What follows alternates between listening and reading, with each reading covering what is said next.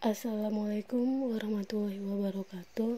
Saya Nur Ayumi, kelas perilaku organisasi Q, akan menjelaskan sedikit motivasi yang saya ketahui. Nah, di sini ada pengertian motivasi, yaitu suatu keadaan yang mendorong, merangsang, atau menggerakkan seseorang untuk melakukan sesuatu atau kegiatan yang dilakukan sehingga ia dapat mencapai tujuannya. Nah, di sini motivasi menurut para ahli ada menurut Shajian, menurut George R. Terry, dan menurut Greenberg and Baron. Pentingnya motivasi dalam organisasi yaitu sebagai energi untuk membangkitkan dorongan dalam diri individu untuk mengatasi segala tantangan dan hambatan dalam mencapai tujuan, dan kesediaan untuk mengeluarkan tingkat yang tinggi untuk tujuan organisasi yang dikondisikan oleh kemampuan dalam memenuhi beberapa kebutuhan individual. Ada dua sumber motivasi yang selalu tumbuh dalam setiap individu, yaitu motivasi internal dan motivasi eksternal. Faktor-faktor yang mempengaruhi motivasi yaitu ada dua, faktor internal dan faktor eksternal. Teori-teori motivasi. 1.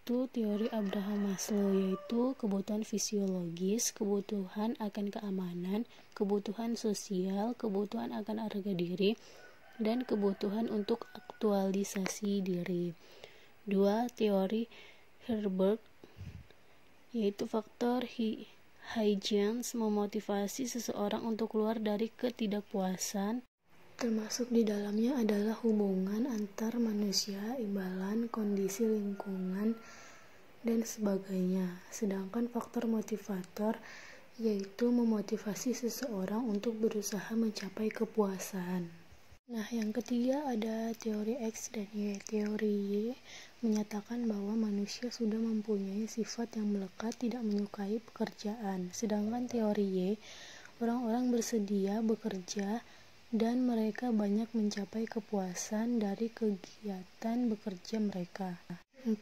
Teori McClelland, yaitu kebutuhan hubungan sosial, kebutuhan dorongan untuk mengatur, dan kebutuhan prestasi. 5. Teori Victor Haverum menyatakan bahwa suatu hasil yang ingin dicapai oleh seseorang dengan perkiraan bahwa tindakannya akan mengarah kepada hasil yang diinginkan.